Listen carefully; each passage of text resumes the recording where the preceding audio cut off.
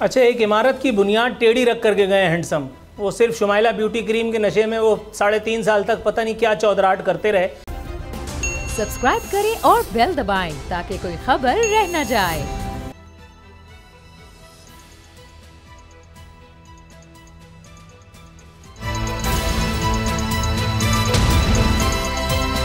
अब पता चला। बिस्मिल्लाहिर्रहमानिर्रहीम, अस्सलाम वालेकुम। मैं हूं मोहम्मद उसामा गाजी और आप देख रहे हैं अब पता चला। जब से इमरान खान साहब की हुकूमत गई है तब से लेकर अब तक एक बड़ा रिलीफ उनको मिला है और मिला भी इस्लामाबाद हाई कोर्ट से है। और जिस तरह से स्क्रूटनी कमेटी के इजलास के बाद फॉरेन फंडिंग केस चल रहा था, रोज़ाना की बुनियाद पर कहा गया कि इसको चलाया जाए, अब ये हुक्म मुअत्तल हो गया है और इस्लामाबाद हाई कोर्ट की जानिब से ये कहा गया है कि सबको बराबरी की सतह पर देखा जाए। यानी अब इसका मतलब ये लिया जा रहा है कि पाकिस्तान पीपल्स पार्टी और मुस्लिम लीग नून और पीपल्स पार्टी, इन दोनों जमातों के भी केसेस को या इनकी फॉरेन फंडिंग को भी तहरीक इंसाफ के साथ ही चलाया जाए। यही तहरीक इंसाफ चाहती थी, तो लिहाजा भी एक बहुत बड़ा रिलीफ है। अब ये कहा जा रहा है कि ये तीनों का केस साथ चलने का मतलब है कि अब ये केस का फैसला ही शायद बहुत देर बाद आए या आ ही ना सके, क्योंकि तीनों पाकिस्तान की बड़ी जमातें हैं और फंडिंग का जो मामला है बड़ा मुश्किल हो जाएगा कि किस तरह से फॉरेन फंडिंग हुई, बाहर के किस शख्स ने दिया, एक एक चीज़ की जांच पड़ताल, तो ये बड़ा मुश्किल अमल है। बहरहाल तहरीक इंसाफ के लिए एक बहुत बड़ा रिलीफ है। एक और मुतालबा तहरीक इंसाफ का पूरा होता नजर आ रहा है। 28 अप्रैल को मुनहरिफ अराकीन जो तहरीक इंसाफ को छोड़ गए उनको बुला लिया गया है, मगर इसमें एक बड़ा सवाल है कि कौमी असम्बली में तो वोट ही नहीं डाला इन्होंने, यानी मुनहरिफ अराकीन ने शहबाज शरीफ को वज़ीर-ए-आज़म बनाने के लिए वोट नहीं डाला, इनकी वोट की ज़रूरत ही नहीं पड़ी। तो अब ये बड़ा सवाल है, ये जाकर इलेक्शन कमीशन में कह देंगे जी हम तो आज भी तहरीक इंसाफ के ही रुकन हैं।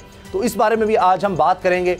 एक तरफ जो हुकूमत थी तहरीक इंसाफ की उसको रिलीफ मिल रहा है और जो हुकूमत है उसके लिए मुश्किलात बढ़ती चली जा रही हैं। डीजल की कमी नज़र आ रही है जिसकी वजह से काश्तकार बहुत ज़्यादा मुश्किल में है और गंदम की कटाई का सीज़न आ रहा है, इसमें बहुत ज़्यादा मुश्किलात हो सकती हैं, लोग परेशान हैं, गंदम का बहरान आ सकता है।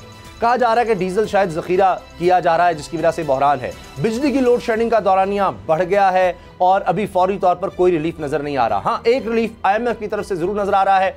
$6 अरब से बढ़ाकर $8 अरब का पैकेज किया जा रहा है, 1 साल तक इसको तौसीह देने की बात हो रही है, मगर $1 अरब की जो अगली किस्त मिलनी है उससे पहले बिजली, पेट्रोल, डीजल ये सब महंगा करने की यकीन दहानी करवा दी गई है। अब जब ये होगा तो फिर आप खुद समझ लीजिए कि कितना बड़ा बहरान होगा अवामी सतह पर भी और हुकूमत के लिए भी। नज़ीर लगारी साहब मेरे साथ हैं, उनसे इस बारे में इन तमाम हवालों से बात करेंगे। नूर आलफीन भी मेरे साथ हैं।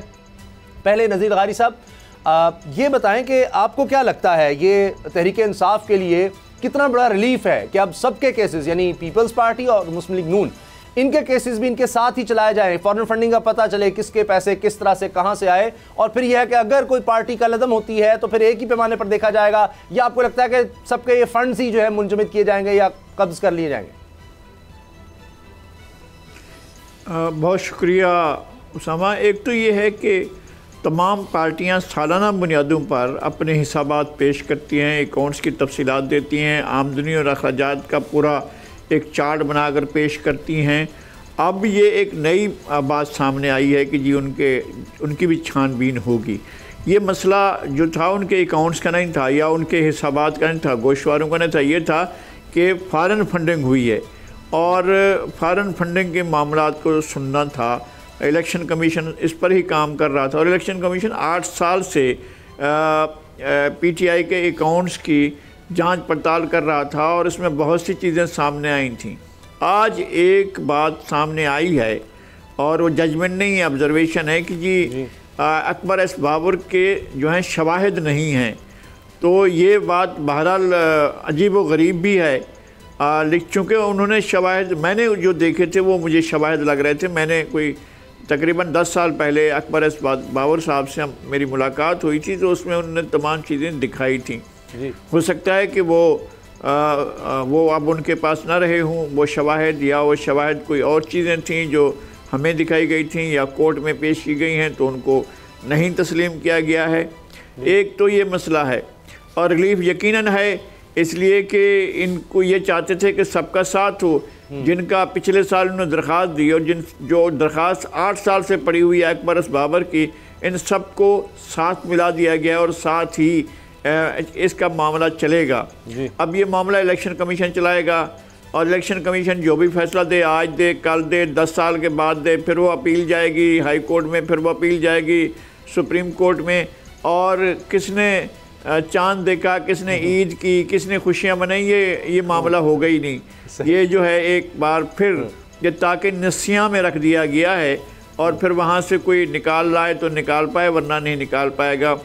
बहरहाल ये फैसला इस्लामाबाद हाई कोर्ट का था और ये लीव भी इस्लामाबाद हाई कोर्ट को मिली है। तो मैं ये अक्सर ये सोचता हूँ कि ये अब भी कहीं ना कहीं आँखों का तारा है, राज दुलारे हैं, मन को बहुत भाते हैं, दिल को बहुत छू जाते हैं और इनको बहुत ज़्यादा जो है इनसे मोहब्बत की जाती है और इनको बहुत ज़्यादा रिलीफ मिल जाता है।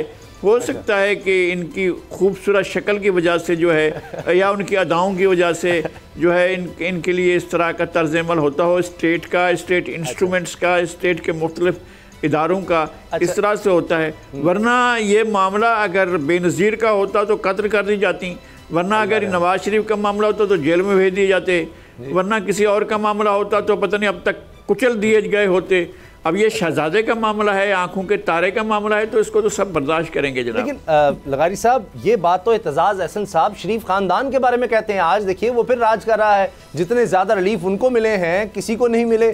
तो ये बात जो आप फरमा रहे हैं ये तो फिर मुखालिफिन यानी नून लीग के मुखालिफिन या इवन एतजाज़ अहसन साहब भी हमेशा से कहते रहे रियासत के लाडले हैं, शरीफ खान लाडला है। अच्छा नूर आरफीन, हमने इस पर बात करनी है आपसे। आरफीन नामा में ये फॉरेन फंडिंग, मुझे इसका तो जवाब देने का हक है। आप बात अगर कर रहे हैं तो मुझे बिल्कुल बाकी टाइम नूर आरफीन साहब को दे दें, मुझे कोई नहीं है। मुझे सिर्फ ये मैं अर्ज करना चाहता हूँ कि पहली दफ़ा तारीख में पहली दफ़ा एक तहरीक अदम एतमाद पेश की और वो आइनी जमहूरी तौर पर वो पास हुई और इसको रुकावटें डालने के लिए जिस तरह आइन को मस्त किया गया, जिस तरह आइन के साथ बाकायदा दीदा दिली से धींगा मुश्ती की गई और आइन को एब्रोगेट करके जिस तरह से इन्होंने रख दिया था, उसके बावजूद ये लोग कामयाब हुए। इनके किरदार का कुछ भी हो और अगर कोई कोर्ट साबित करेगी तो हम इनके साथ नहीं खड़े होंगे, कभी भी साबित हो, आज साबित हो, कल साबित हो जाए, 10 दिन के बाद साबित हो, हम इनके साथ नहीं होंगे।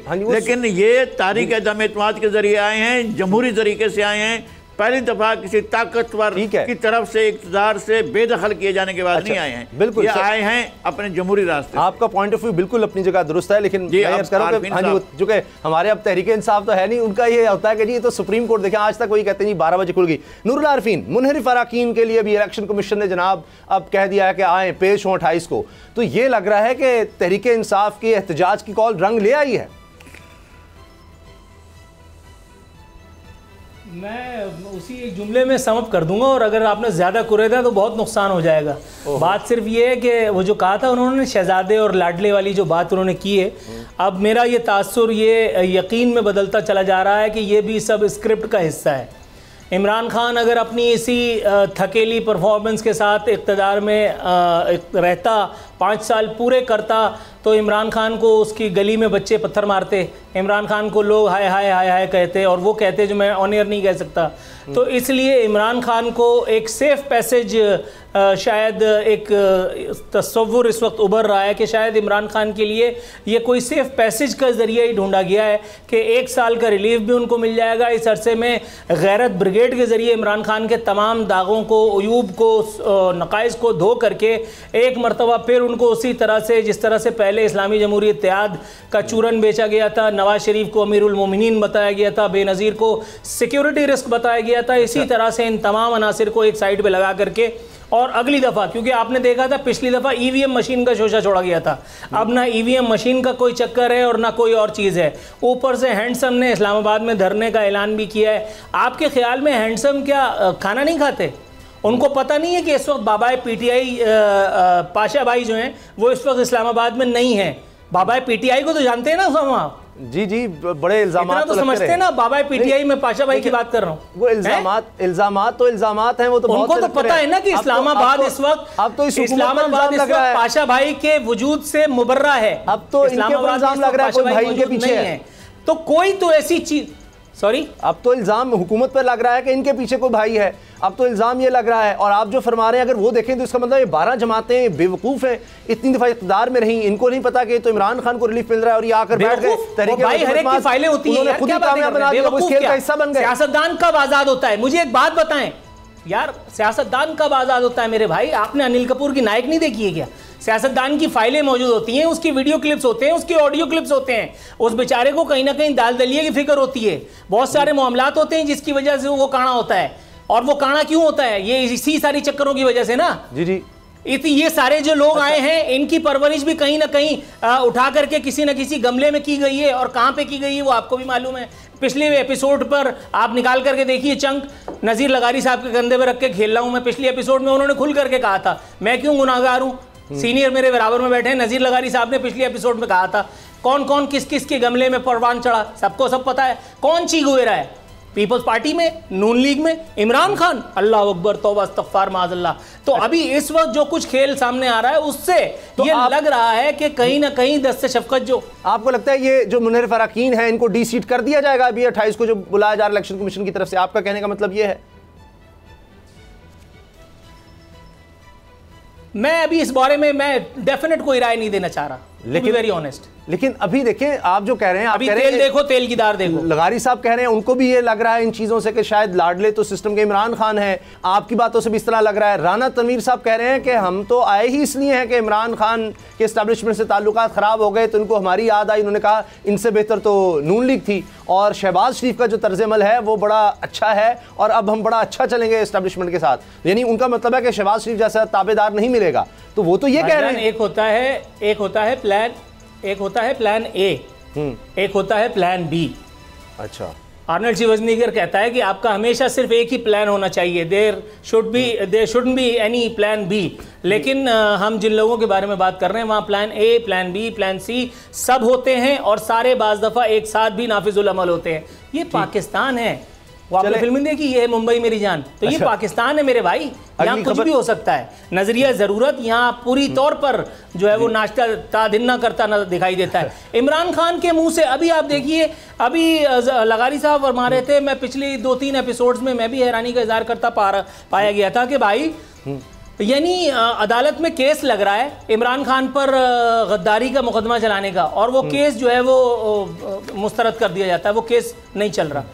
एक आदमी ने जो वज़ीर आज़म था उसने बाकायदा आइन को तोड़ा, उसके स्पीकर ने, उसके लॉ मिनिस्टर ने बाकायदा आइन शिकनी की।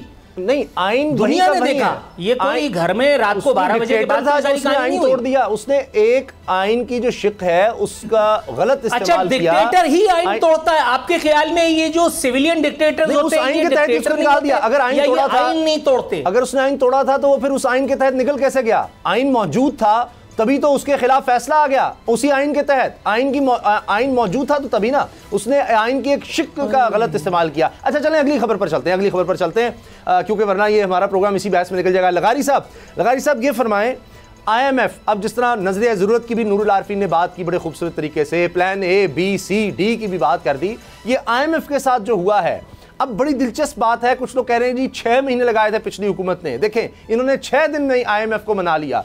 लेकिन मनाया जिस बात पर है उस पर तो इमरान खान पहले दिन मान जाते तो IMF मान जाता। पेट्रोल, डीजल, बिजली महंगी करनी है। 2300 अरब रुपए के 2300 अरब रुपए के 764 मंसूबे 764 मंसूबे ये बंद करने होंगे, पब्लिक डेवलपमेंट प्रोग्राम, ताकि यहां से भी पैसे बचाने लगा। सब क्या होगा? मैं कहता हूँ वैसे भी गैर तरक्याती अखराजात को कम करना चाहिए। आपके साथ दुनिया भी कहती है, आपका अपने सूरत हाल भी ये कहती है कि आप अपने गैर तरक्याती अखराजात को कम करें और इस स्टेट को वेलफेयर स्टेट बनाएं, डिलीवरिंग स्टेट बनाएं और डिलीवरिंग डेमोक्रेसी के साथ चलें। बात यह है कि हमारी हुकूमतें 2 सूरतों में जो है वो अपनी पोजीशन गंवा बैठती हैं और उनका इक़्तिदार जो है वो इस काबिल नहीं रहता कि वो इक़्तिदार में रहें। बहुत से और अवामिल भी होते हैं। एक मेजर जो फैक्टर होता है वो ये होता है कि क्या आप IMF के कर्ज़ों से अपनी जान छुड़ा चुके हैं तो हुकूमत को भगा दिया जाता है। या दूसरी सूरत होती है, या आप मुल्क को दिवालिया होने के करीब ला चुके हैं या दिवालिया करार दे चुके हैं, तो फिर कहते हैं यार इसको हटाओ, किसी और को ले आओ ताकि इस इकनॉमी को स्टेबल करे, फिर जो है देखा जाएगा। तो अब ये दूसरी सूरत में हुए हैं। इन्होंने इकनॉमी को बर्बाद कर रखा, तारीख के सबसे बड़े कर्जे लिए यार इन्होंने। और क्या किया है, वो जो इतने मनसूबे बता रहे हैं, कौन से प्राइमरी स्कूल में चार्ट लगाना है, एक ब्लैक बोर्ड बनाना है, एक अस्पताल के अंदर जो है वो गेट जो है उसको ठीक करना है, और पानी का नलका लेना है, क्या क्या चीज़ें हैं जिनको इन्होंने करना था। इन्होंने किसी बड़े प्रोजेक्ट का इफ्तिताह ही नहीं किया था, किसी बड़े प्रोजेक्ट पर जाकर उन्होंने कोई अपने आप का इजहार भी नहीं किया था। अच्छा। और सिर्फ ये बता रहे थे कि मैं इतने डैम बना रहा हूँ। मेरा तो नहीं ख्याल है कि ये डैम जो है वो ख़त्म होने जा रहे हैं। बात ये है कि जनाब कौम जो है वो यरगमाल बना दी गई है IMF की ख्वाहिशों, मुतालबात और उसकी डिमांड्स की, और हमें उनके साथ बांध दिया गया है। दुनिया में बहुत से ममालिक हैं जो IMF से निकल गए क्योंकि उनके ऊपर बड़े बड़े बोझ नहीं रखे हुए थे। हमारे सरों पर इतने बड़े बोझ हैं कि हमारी गर्दनें टूट सकती हैं, मगर वो बोझ हमसे नहीं हट सकता है। हम बड़ा मुश्किल में फंसे हुए हैं। हमारे पास जमहूरियत, जमहूरी इदारे, जमहूरियत का तसलसल जो है वो बहुत ही ज़्यादा कमज़ोर है, इसलिए हमारी यही हालत है। ठीक है, मैं चाह रहा हूँ बिलावल भुट्टो जरदारी साहब, जो कि आप वज़ीर ख़ारजा भी बनने वाले हैं और कहा जा रहा है कि वज़ीर ख़ारजा बनेंगे, उसके बाद शायद सऊदी अरब का दौरा भी होगा, वो IMF के हवाले से और इस हुकूमत यानी अपनी ये हुकूमत आने से पहले जो हुकूमत थी इमरान खान साहब की, तब वो क्या कहते रहे हैं और किस तरह से वो तनकीद का निशाना बनाते थे कि IMF कोई बला है और ये सारा गठजोड़ है, कोई आलमी साजिश है IMF के पास जाना, और ये हुकूमती PTI IMF को नाम दिया था उन्होंने, बिलावल भुट्टो साहब ने। खुद मुख्तारी कॉम्प्रोमाइज़ हो गई, कौमी सलामती हमारी खुद कॉम्प्रोमाइज़ हो गई, FBR, स्टेट बैंक, ये सारा कुछ IMF को दे दिया। नूरुल आरिफीन, यहाँ तो अब पता चल रहा है कि स्टेट बैंक को मजीद खुद मुख्तारी देनी है। अभी ख्वाजा आसिफ साहब का बयान, यानी वो कहते हैं ना वो स्याही भी अभी खुश्क नहीं हुई थी, वो बात है, वो कहते हैं हम तो आज़ाद करवाएंगे स्टेट बैंक को। ये तो मजीद वहाँ पर मान कर आ गए हैं कि जनाब बिल्कुल जिस तरह आप कहेंगे वो होगा। और अभी उनकी टीम आ रही है मई में, वो देखेगी कि जो हुक्म दिए थे उन पर अमल दरामद हुआ है नहीं, उसके बाद फिर बातचीत होगी और वो $1 अरब मिलेगा, जिसको कह तो हम $8 अरब रहे हैं, वो तो अगले साल का है पूरा प्रोग्राम, कितना तो हम ले भी चुके उसमें से। नूर आलिफीन, अच्छा, एक इमारत की बुनियाद टेढ़ी रख करके गए हैंडसम, वो सिर्फ शुमाइला ब्यूटी क्रीम के नशे में वो 3.5 साल तक पता नहीं क्या चौधराहट करते रहे। एक आदमी 3.5 साल तक एक सड़क उल्टी बनाता रहा। अब आपके ख्याल में अचानक से ये जो नए आए ये टर्मिनेटर हैं, ये आकर के सब कोड़े मार करके IMF को मनवा लेंगे सारी चीज़ें? ऐसा नहीं होता। वो अंग्रेज़ भी खाना खाता है और हमसे ज़्यादा अकल रखता है, उसको सब पता है। हमने नस्वार, चारपाई और इतर के अलावा चौथी चीज़ कोई ईजाद नहीं की, और जितनी चीज़ें अंग्रेज़ों ने ईजाद की अगर उसका तस्करा लेके बैठे तो कई प्रोग्राम आपके कम पड़ जाएंगे। इसलिए आपको अंग्रेज़ों को अहमक समझने की कोशिश छोड़ देनी होगी। IMF को पता है कि उसने आपसे कब कब क्या क्या मनवाना है। आपकी बात से मुझे ऐसा लग रहा था कि जैसे इमरान खान IMF के पास गए ही नहीं थे। नहीं, बिल्कुल गए। आपकी बात सुन करके मुझे ये लग रहा था कि इमरान खान के दौरे इख्तिदार में आए दिन आवाम पर बिजली, गैस और जी मैं कह रहा हूँ तनकीद तो ये करते थे, अब तो इनको जवाब देना चाहिए। तो कहते हैं IMF पास क्यों गया इमरान खान, अब ये खुद भी गए, फिर ये कहते थे अब पेट्रोल डीजल की कीमत बढ़ा दी, अब ये कह रहे हैं कम क्यों की।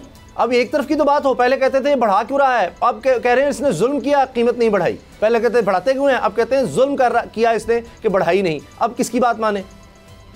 अच्छा देखें ना, अब आपका एक किरदार है इस एक प्रोग्राम में, आप उस किरदार में ढल करके सामने आए ना। आपका काम है कभी और कर देना, कभी फुल टॉस खिलाना, कभी इंटरप्ट करना, कभी कोई और जुज़वी सवाल लेके आना। आप अपना काम पूरी ईमानदारी से कर रहे हैं। इसी तरह से अपोजिशन का भी काम था, वो भी आपके ख्याल में ये जो अभी PTI IMF वाली बात जरदारी साहब के साहबजादे ने की, बिलावल जरदारी ने, ये आपके ख्याल में वो संजीदगी से बात कर रहे थे? आप इस बात पे ईमान ले आए, और अगर आप ईमान ले आए तो भाई मुझे फिर आपकी मासूमियत पे तरस आ रहा है। और भाई को मैं आपको पहले भी कह चुका हूँ, ये खुद मुख्तारी, ये सारा चूरन उस वक्त समझ में आता है जब आप अपोजिशन में होते हैं। जैसे ही आप इक़्तिदार की रादारियों में आते हैं, आपको सुर्ख फीते की मजबूरियाँ याद आती हैं, फिर आपको अमेरिका बहादुर की जो है वो डांट डपट का ख्याल भी होता है, फिर आपको IMF और वर्ल्ड बैंक की चौखट पर भी सजदरेज होना होता है, जो इस हुकूमत के साथ भी हो रहा है।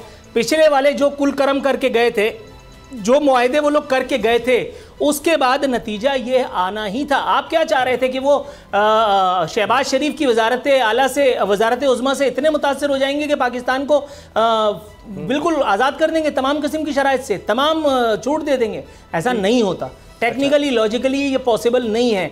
जो पिछला वाला कुलकर्म करके गया है उसकी कंटिन्यूएशन भी आपको काफी अरसे भुगतनी पड़ेगी। इमरान खान के दौरे इक़्तिदार में महीने में तीन दफा पेट्रोलियम प्राइसेस बढ़ाई जाती थी। पहली मर्तबा ये जो है वो छिछोरापन शुरू किया गया कि बाकायदा अपने चंद मनपसंद टेलीविजन। जी मुझे ब्रेक लेनी है नूर आरफीन, ब्रेक लेते हैं और दुआ करते हैं कि हमारा जो अगला सेगमेंट है उसमें जो आवाम की परेशानी है उसको भी कुछ ब्रेक लगे, क्योंकि डीजल नहीं मिल रहा, आन है, बिजली कीमतें बढ़ रही हैं, लोड शेडिंग बहुत ज़्यादा हो रही है। ब्रेक के बाद बात करते हैं। अब पता चला।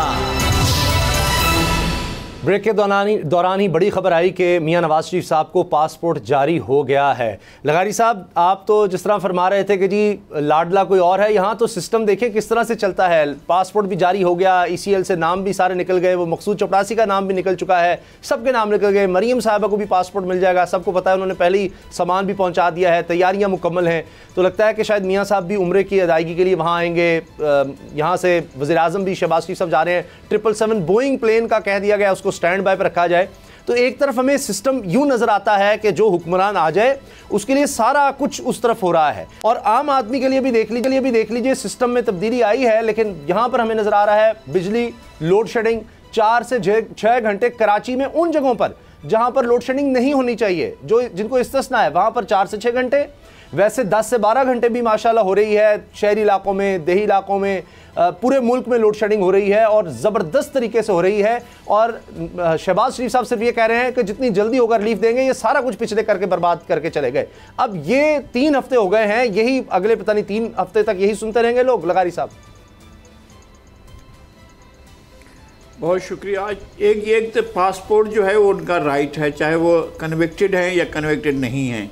उनका पासपोर्ट रोक कर शेख रशीद ने बियॉन्ड द लॉ जाकर वो काम किया था। अच्छा, पासपोर्ट उनके पास नहीं था, बरतानिया की हुकूमत उनको नहीं रहने देती है, दुनिया का और मुल्क रिसीव करने को तैयार नहीं, तो वो कहाँ जाते? मतलब जाकर वो साथ में इंग्लिश चैनल बहता है जो फ्रांस और बरतानिया के दरमियान, उसमें छलांग लगा देते कि भाई यहाँ पर मैं चला जाता हूँ क्योंकि मुझे तो कोई मुल्क कबूल करने को तैयार नहीं है। तो पासपोर्ट उनका बुनियादी हक था और उन्हें मिलना चाहिए था, और इस पर किसी को अपने माथे पर शिकन डालने की ज़रूरत नहीं है। हाँ, उसके बाद की एक्टिविटीज़, क्या वो वापस आते हैं या उम्रा अदा करते हैं या यहाँ से मोहतरमा मरीम नवाज़ को मिलता है और वो भी जाती हैं और जाकर वहाँ पर फैमिली की कोई रीयूनियन होती है, क्या चीज़ होती है, ये भी आने वाली बातें हैं, मुस्तकबिल की बातें हैं, मुझे इसका अंदाज़ा नहीं है। तो फैमिली ने मैंने सिर्फ आपने ये बताया कि मियां नवाज लोड शेडिंग का सर वो डिसाइड नहीं कर रहे, बाकी सारा कुछ हो रहा है। ECL उन्होंने अभी तक, हाँ जी सर उन्होंने बात सुनी। मैं कोर्ट्स के बारे में कभी भी कुछ नहीं कहता हूँ, मैं कोर्ट्स का एहतराम करता हूँ। मरीम नवाज़ ने कोर्ट का दरवाज़ा खटखटाया, वो वहाँ गई हैं कि मुझे जो है जाने दिया जाए, उम्रे के लिए मैं जाना चाहती हूँ। देखिए कोर्ट की तरफ से क्या फ़ैसला आता है। अभी एक फ़ैसला आया है, इसी कोर्ट का फ़ैसला था, तो सारे दोस्त जो नाराज़, इतने ज़्यादा नाराज़ हो गए थे, हमारे PTI के दोस्त के पूरा भर दिया था उन्होंने, पूरा सोशल मीडिया भर दिया था कि क्या फ़ैसला है, और उसके ऊपर जो है बाकायदा इलेक्शन कमीशन के ख़िलाफ़ मुजाहरे का प्रोग्राम बन गया कि जनाब इतना मुजाहरा कर, मुजाहरे तो वो अब भी कर रहे हैं, तो जाकर करेंगे। अभी भी उन्होंने धरने भी देने हैं, उन्होंने पाकिस्तान को चलने नहीं देना, ये उनका आज़म है, उनका हौसला है और उनकी नीयत है। अभी लोड शेडिंग जो हो रही है, ये तो वाकई फिर लोग सड़कों पर आएंगे। फिर इमरान खान को क्या इल्ज़ाम देना? अभी तो बिजली की कीमत अभी बढ़नी है, अभी पेट्रोल डीजल बढ़ना है, लोड शेडिंग तो अभी इतनी है। और जो तो वो कहते थे कि मेरा नाम बदल देना, शहबाज शरीफ कहते थे, अब तहरीक इंसाफ कहती है कि ये इस तरह के करके गए। ये राजा रेंटल किसने कहा? राजा परवेज अशरफ को, जो अब स्पीकर हैं, वज़ीर आज़म थे, नून लीग ने कहा, और कहा कि जनाब ये महंगे, उस वक्त इनको नहीं लगाने दिए गए, जब अपनी हुकूमत आई तो उस वक्त महंगे प्लांट लगा लिए। आज हम रो रहे हैं, ना गैस ना आपके पास पेट्रोल है, उससे चलने वाले प्लांट्स हैं, वो बाहर इतना महंगा है पेट्रोल, आप कहाँ से लें? तो वो तो इन्होंने लगाए, क्यों नहीं इन्होंने मुतबादिल एनर्जी की तरफ गए? सिर्फ इसलिए कि दिखाना था कि हमने कहा है 6 महीने में ना खत्म की लोड शेडिंग, मेरा नाम नहीं। तो राजा परवेज अशरफ पीपल्स पार्टी बुरी थी, खुद आए तो महंगे पावर प्लांट्स लगा लिए, और तहरीक इंसाफ की हुकूमत ने वो रिनिगोशिएट किए। अब ये कह रहे हैं जी ये पिछली ये जो गए हैं इन्होंने बर्बाद कर दिया। अब लोड शेडिंग पे ये कहेंगे, IMF पे ये कहेंगे, तो सारा कुछ अगर इमरान खान पर डालना है तो फिर उसी को रहने देते। एक तो ये कि राजा रेंटल की जो इस्तिलाह है मेरे सामने ईजाद हुई थी, मैं उस वक्त मौजूद था जब ये फैसला हुआ कि राजा रेंटल इनका नाम रखा जाना चाहिए, जब ये बन रहा था और पहले डॉन में लगा, फिर जंग में लगा, ये हमारे सामने बनाई थी। और बनाने वाले कौन थे, किसके कहने पर राजा रेंटल की इस्तेलाह इस्तेमाल हुई, और फिर जब वो उस केस से बरी हुए और आला अदालत से बरी हुए, तो फिर किसी को ना शर्म आई, ना हया आई, ना गैरत आई कि उनसे माफ़ी मांगे। तो उनको जब पूरे के पूरे 5, 6, 7, 8 साल तक राजा रेंटल कहते रहे, तो वो तो उस पर केस ही साबित नहीं हुआ, उसके खिलाफ कुछ भी साबित नहीं हुआ था। एक बात। अच्छा। और दूसरी बात यह कि नवाज शरीफ ने पाकिस्तान में इतने ज़्यादा प्रोजेक्ट्स बनाए कि बिजली का बहरान तो ख़त्म हो गया था, अमलन बिजली का बहरान ख़त्म हो गया। जब वो ट्रांसमिशन की तरफ जा रहे थे, उनकी हुकूमत चली गई। ट्रांसमिशन का काम शहजादे ने करना था, शहजादे ने वो काम नहीं किया, क्योंकि बहुत लाडला है, बहुत प्यारा है, राज दुलारा है, बहुत मीठा है, इसलिए उसने कोई काम नहीं किया कि ट्रांसमिशन होनी चाहिए और ये जानी चाहिए। यानी इतनी बड़ा बिजली पैदा करते हैं, अब आप ट्रांसमिट नहीं कर सकते, नेशनल ग्रिड में नहीं डाल सकते, तो फिर वो कहीं से किसी और को भी नहीं दे सकते। इसलिए ये बिजली का बहरान जो है वो बराह रास्त जनाब इमरान खान साहब का पैदा करता है।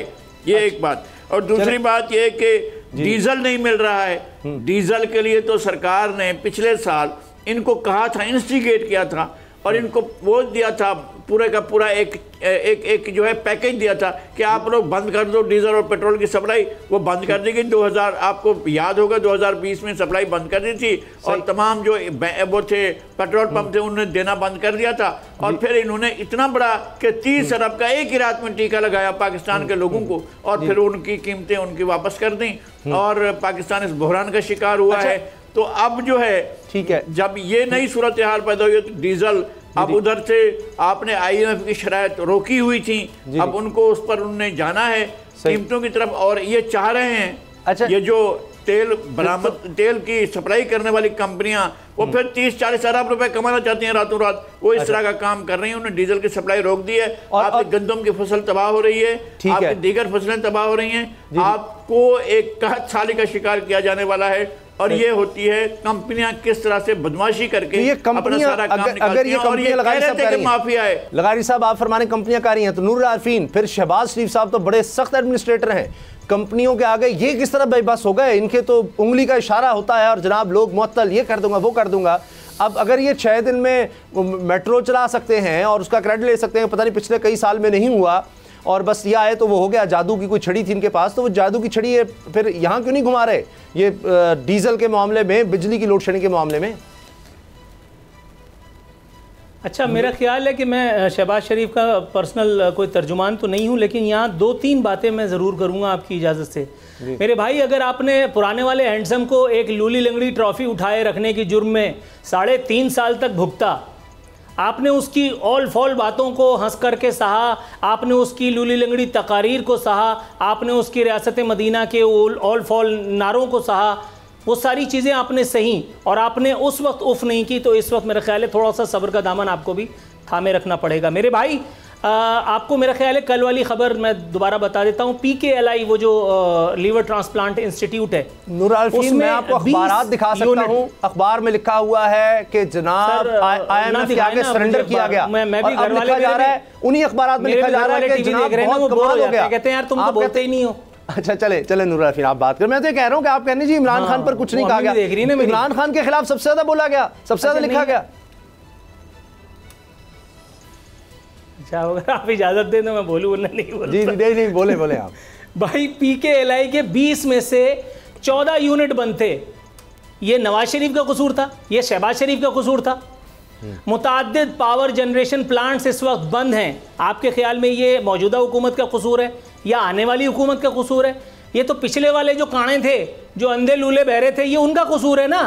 वो शहरियार आफरीदियों का, फवाद चौधरीयों का, शेख रशीदों का, इमरान खानों का, असद उमर का, वो दूसरा वाला क्या था, वो 200 अरब आएगी, 200 अरब मुंह पे मार देगी, वो जो उर्दू बोल सकते थे ना, अरबी, मुराद सईद, क्या नाम था, मुराद सईद।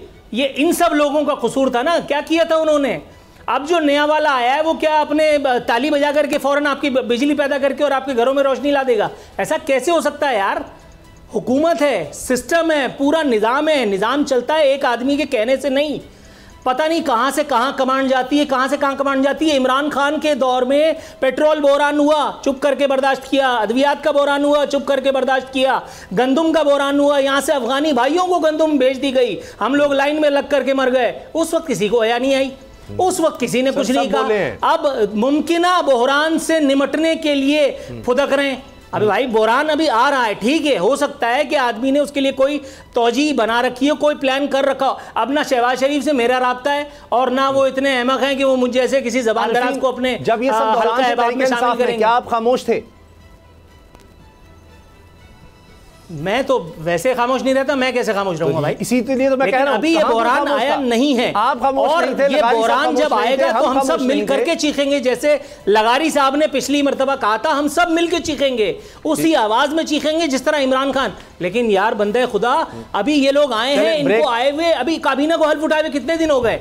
मैं इनके ऊपर इल्जाम डालते हुए मुझे हया आ रही है, ईमानदारी की बात। यानी अब लोड शेडिंग हो, वज़ीर आज़म को पता ही नहीं है, हम ना बोले, इनको टाइम देते रहे 6 महीने, तो इसी तरह हम गुजार दें और खामोशी से सहते रहें। ब्रेक लेते हैं, ब्रेक के बाद एक लगारी सब पे भारी, और उसमें हम बात करेंगे कि एक बड़ा ही एक खौफनाक हमें एक ट्रेंड सा बनता चला जा रहा है। बच्चियों के इग़वा की खबरें आती हैं, लेकिन बाद में पता चलता है कि वो जैसे अपनी मर्जी से गुमशुदा हो गई, कहीं चली गई, और बाद में खबर आती है कि जी कोई निकाह कर लिया गया। तो ये क्या खतरे की घंटी हमारे माशरे के लिए, किस तरह से इस पर काबू पाया जा सकता है? ब्रेक के बाद बात करते हैं। अब पता चला। नज़ीर लगारी साहब, कराची से दोनों का इग़वा का पता चलता है कि अचानक गायब हो गई, गुमशुदा हो गई हैं, लेकिन बाद में खबरें आती हैं कि जिनका निकाह हो गया है। तो ये क्या रविश चल पड़ी है माशरे में, किस तरह से उसको रोका जा सकता है? और छोटी उम्र की बच्चियों की शादी तो कानूनी तौर पर जो कम उम्र बच्चियां हैं उनकी शादी तो वैसे भी अगर कोई करती है तो मुजरिम तो वो होगा जो उनको बरगला रहा है। या आप समझते हैं इसमें वालिदैन को भी मज़ीद ध्यान रखने की ज़रूरत है कि बच्चे कहाँ जा रहे हैं, किससे बात कर रहे हैं? आजकल सोशल मीडिया का दौर है, कहीं वो भी कोताही होती है कि फिर अपनी मर्ज़ी से निकल जाते हैं घरों से और माँ बाप परेशान रहते हैं कि कहाँ चले गए, इग़वा हो गए, कई दिन इसमें वो परेशान रहते हैं, समझ नहीं आती क्या करें। मुझे एक बात समझ नहीं आई है। मैं अदालती फ़ैसलों का बहुत एहतराम करता हूँ और उन फ़ैसलों की मैं हमेशा ये भी चाहता हूँ कि उन पर अमल हो। ये जो लाहौर हाई कोर्ट ने 1-2 दिन पहले फ़ैसला दिया कि लड़की जो ही बालिग हो वो अपनी शादी करने के लिए आज़ाद है, तो ये फ़ैसला किस मामले में आया था, किस केस में आया था मुझे मालूम नहीं है, लेकिन इस केस ने फैसिलिटेट किया। सिंध में ऐसा नहीं हो सकता। सिंध में 18 साल, यहाँ कानून बना है कि 18 साल लड़की की उम्र होगी तभी उसकी शादी होगी। और पंजाब में ये हो गया है लाहौर हाई कोर्ट के फ़ैसले के बाद, और उन्होंने फ़ौरन निकाह भी कर लिया फिर उसके बाद कि 15 साल की है, 14 साल की है, 10 साल के, अगर वो बालिग हो गई है तो पर उसका निकाह जो है जायज़ है और अपनी मर्ज़ी से शादी कर सकती है। अब इसका कोई मसला भी नहीं है। इसलिए उन्होंने पंजाब का रुख किया और वहाँ जाकर एक ने लाहौर में और एक डरा गाजी खान में जाकर शादी की। मैं ये समझता हूँ कि वालिदैन को अपने बच्चों के बारे में बहुत विजिलेंस होने की ज़रूरत है। हम उन मुआशरों में भी बच्चों को विजिलेंस देखते हैं जहाँ पर आप समझते हैं या हम समझते हैं कि मुआशरे आज़ाद ख्याल मुआशरे हैं। मैं आपको एक बात जो मुझे इस फोरम पर नहीं कहना चाहिए, मैं आपको पर्सनल बता दूंगा। कुछ चीज़ें यूरोप में इतनी अच्छी हैं कि आप हैरान हो जाते हैं कि जनाब यूरोप में ऐसा हो सकता है, और हमारे मुआशरे में इतना ख़राब होता है कि जिसका कोई तसव्वुर भी नहीं कर सकता है। तो एक तो ये कि वालिदैन को, ये वालिदैन का दो तीन मसले होती हैं। माँ बच्चे को खींच रही होती है कि ननिहाल की तरफ जाए, और बाप खींच रहा होता है कि ददियाल की तरफ जाए, और फिर उसके बाद फैमिली जो है वो मुख्तलिफ तरीके से डिवाइड हो जाती है। पर्सनल इश्यूज़ जो हैं वो बच्चों के सामने डिस्कस किए जाते हैं। बहुत ही घर के अंदर एक बेसकूनी की सूरत हाल पैदा होती है कि बच्चे उससे बेजार हो जाते हैं। फिर बच्चे रास्ता ढूंढते हैं कि यहाँ से फ़रार का रास्ता कहाँ से मिलता है। फिर वो हाथ में मोबाइल फ़ोन ले लेते हैं और बहुत सी चीज़ें देख कर चैटिंग शुरू कर देते हैं, गुफ्तगू शुरू कर देते हैं। फिर वो बैठकर लोगों के साथ दोस्तियाँ करते हैं। फिर वो जाकर जो है, अब तो ये सहूलत भी हो गई है कि जनाब आप व्हाट्सएप पर जो है ऑनलाइन आ सकते हैं और गुफ्तगू कर सकते हैं। और फिर उसके बाद इस तरह की चीज़ें होती हैं। मेरा ख्याल ये है कि टेक्नोलॉजी हमें फैसिलिटेट तो करती है, लेकिन टेक्नोलॉजी हमारे लिए मसाइल भी पैदा करती है कि अगर हम बच्चों पर अपनी नज़र नहीं रखते हैं और उनको अपने माशरती जो हमारी बेहतरी अच्छाइयाँ हैं और हमारे माशरे के अंदर जितनी खूबसूरत बातें हैं उनको अपनाकर बच्चों को एक नई चीज़, नया रास्ता दिखा दिया जाए। और उनके हाथ में, अगर आप किसी के बच्चे के हाथ में बम दे देंगे ना, वो क्या करेगा? अगर बम वो नहीं फोड़ता तो उसकी मेहरबानी है, वरना बम फोड़ेगा तो तबाही आएगी। ये बच्चों के हाथ में जब अब थमा देते हैं कि जनाब ये लीजिए, आप इसको इस्तेमाल कीजिए, तो फिर उसके बाद ऐसी सूरत हाल पैदा होती है। मुझे बहुत हमदर्दी है उन वालिदैन से जिनके बच्चे कम उम्री में, 15 साल कोई उम्र नहीं होती है, शादी की उम्र नहीं होती, उस बच्ची के पढ़ने की उम्र थी, और उसका कितना, मैं समझता हूँ कि बहुत शक्ल से लगती है कि बच्ची बड़ी ज़हीन थी, वो भी और दोनों बच्चियाँ, निमरा भी और दुआ भी, लेकिन उन्होंने अपने बारे में फ़ैसला किया है। मैं इस पर मैं किसी फतवे के जद में नहीं आना चाहता हूँ, लेकिन मैं ये कहता हूँ कि बच्चों को ज़हनी तौर पर मैच्योर होने दिया जाए, और फिर ये कि घर के माहौल को ठीक किया जाए। असल जहाँ से बच्चे भागते हैं वो घर का माहौल होता है, ये पेरेंट्स की जिम्मेदारी होती है और सोसाइटी की। जी, अगर उनके वसाइल इतने नहीं हैं जो बच्चों की डिमांड पूरी कर सकें तो एक मसला है, अगर मईशत ठीक नहीं है तो एक मसला है। घर के अंदर बेशुमार मसाइल हो सकते हैं, लेकिन जो अगर मोहब्बत से तमाम चीज़ों को किया जा रहा होता तो बच्चे फरार का रास्ता नहीं। मैं उन वालिदैन पर इल्ज़ाम नहीं लगाता हूँ, लेकिन मुझे ये खदशा है, मुझे ये डर लगता है कहीं ऐसा ना हो कि वालिदैन जो हैं वो अपने ज़ाती झगड़ों को निपटा रहे हों और बच्चे देख रहे हों कि घर में लड़ाई शुरू हो गई है, तो बच्चों ने फरार का रास्ता देखा हो। वो सिर्फ ये देखें कि फरार का रास्ता बच्चे कब देखते हैं। अगर फरार का रास्ता आप बंद कर देंगे, ठीक है, अपनी ताकत से नहीं, अपने गुस्से से नहीं, अपनी बुनियादी चीज है वालिदैन को मजीद ध्यान रखने की जरूरत है, और बच्चे को कॉन्फिडेंस देने की जरूरत है कि कोई भी चीज़ हो उनसे डिस्कस जरूर करें और घर का माहौल बेहतर रखें। कितनी छोटी उम्र में अगर इस तरह का कदम उठा रहा है या उठा रही है तो ये वालिदैन को भी इस पर सोचने की ज़रूरत है। नूर आरफीन नामा में हम बात करेंगे। नूर आरफीन, ये जो पीटीआई का फॉरेन फंडिंग वाला मामला है, पीटीआई के वकील साहब कहते हैं जी ममनुआ फंडिंग की बात हो रही है, तो इसमें अब ये आपको लगता है कि हल की तरफ जा रहा है आखिरकार?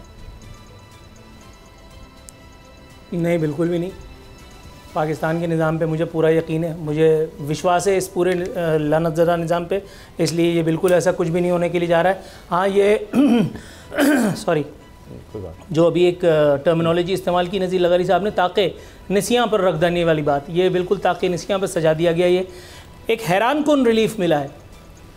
अब जबकि ये उम्मीद हो चली थी कि हैंडसम को कैफर किरदार तक पहुंचना शायद नसीब होगा, अब शायद लोगों को पता चलेगा पीटीआई के बाद पाकिस्तान पीपल्स पार्टी के बारे में, पाकिस्तान पीपल्स पार्टी के बाद नून लीग के बारे में और फिर किसी और जमात के बारे में। अब लोगों ने अपनी उम्मीदें और तवक्कुआत बढ़ा ली थी कि शायद अब ये दायरा कार बढ़ेगा और फिर पता चलेगा कि पाकिस्तान में कौन कौन सी सियासी जमातें हैं जो ममनुआ फंडिंग की जद में आती हैं, जिनको बाहर से कोई ममनुआ डोनर्स जो हैं फ़ंड करते हैं, और अगर उनको फ़ंड किया जाता है तो ज़ाहिर है फ़ी सबीलिल्लाह तो नहीं होता, कोई ना कोई जॉब उनसे यकीनन ली जा रही होती है। इस एक सारे ख्वाब को हैरानकुन तौर पर एक फ़ैसले ने बिल्कुल किरची करके रख दिया है। वो जो 30 दिन में फ़ैसला आने वाला था, अब उस हुक्म को बाकायदा मुअत्तल कर दिया गया है, और ये सब कुछ हुआ है पाकिस्तान तहरीक इंसाफ की एक दरख्वास्त की रोशनी में। शाह खावर साहब फरमा रहे हैं कि जी पीटीआई को बाकियों से अलग करके हमारी चीज़ों को हाईलाइट किया जाता है। शाह खावर साहब को मेरा ख्याल है ये नहीं पता कि उनकी इसी पार्टी का, जिसकी तरफ से वो केस लड़ रहे हैं, इसी पार्टी का वज़ीर आज़म था, इसी पार्टी ने रियासत मदीना का दावा किया था, इसी पार्टी ने ये कहा था कि हम एहतसाब का जो है वो हिसाब किताब कायम करेंगे। एक ऐसा पैमाना उन्होंने बताया था कि जहाँ शेर व बकरी एक घाट पर पानी पिएगा। शाह खावर साहब मेरा ख्याल है अदालती झंझटों में पढ़ करके ये सारी चीज़ें भूल गए हैं। फ़ॉरेन फंडिंग के हवाले से इलेक्शन कमीशन पर दूसरी तरफ हैंडसम ने प्रेशर बढ़ाने के लिए इलेक्शन कमीशन के दफातर के बाहर जो है वो मुजाहरों का ऐलान भी किया है। चीफ़ इलेक्शन कमिश्नर के इस्तीफ़े के मुतालबा किया जा रहा है, जिसे चीफ़ इलेक्शन कमिश्नर ने नहायत शान तफाखुर से मुस्तरद फरमा दिया है। अभी मैं देख रहा था, एक टिकर चल रहा था कि चीफ़ इलेक्शन कमिश्नर की जानिब से, election commission of Pakistan rather की जानिब से रेंजर सिक्योरिटी जो है वो मांग ली गई है, ताकि कल मुमकिना तौर पर पीटीआई के जो यूथियाँ हैं उनकी जानिब से किसी मुमकिना छिछोरेपन से बचने की जो सही है वो कामयाब हो सके। ये कौन नहीं जानता कि पीटीआई की तरफ से धमा चौकड़ी में पहल की जाती है। ये कौन नहीं जानता कि पीटीआई का इस वक्त एजेंडा मारो या मर जाओ है, और वो भी इसलिए नहीं कि वो गैरत के 3 इतने बड़े जलसे हुए पूरे पाकिस्तान में, लोग निकले, कुछ नहीं हुआ ऐसा।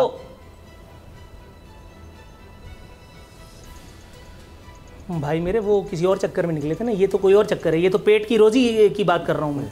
वो तो सिर्फ ये था कि मुझे क्यों निकाला, उसमें किसको मारते पीटते, और अगर उसमें मारा पीटा नहीं तो बाकी कुल कसर पूरी कर दी थी। मैं आपको बता देता हूँ आर्मी चीफ के हवाले से, चलिए अब ये भी सुन लीजिए, आपको तो पता ही होगा आर्मी चीफ के हवाले से जो ऑल फॉल बकी जा रही हैं नेशनल अपना सोशल मीडिया पे, वो पीटीआई के लोग नहीं है, वो यूथिये नहीं है, वो इमरान खान के हामी नहीं है, वो इमरान खान के वफादार नहीं है, वो ओवरसीज पाकिस्तानीज के रूप में, वो ओवरसीज पाकिस्तानीज के रूप में दहशतगर्द नहीं है, वो पाकिस्तान का झंडा। एक सेकंड उसामा, एक सेकंड मिक्स ना करें, उसामा मिक्स ना करें, उसामा मिक्स ना करें, उसामा मिक्स ना करें, प्लीज मिक्स ना करें, उसामा मिक्स ना करें, ये इमरान खान का बोया हुआ फसाद है, इसको मिक्स ना करें प्लीज। नहीं उसामा नहीं, इमरान खान ने तो डोंट बी पार्टी, नहीं उसामा प्लीज, फिर बात कर लेंगे। इमरान खान का विजय बाहर बैठ करके ओवर, कल इस पर बात कर लेंगे। हेडलाइंस का चूंकि वक्त हो रहा है, प्रोग्राम देखने का शुक्रिया, इजाजत दीजिए, अल्लाह हाफ़िज़।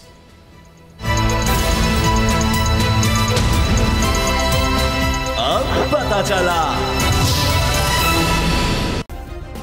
सब्सक्राइब करें और बेल दबाएं ताकि कोई खबर रह न जाए।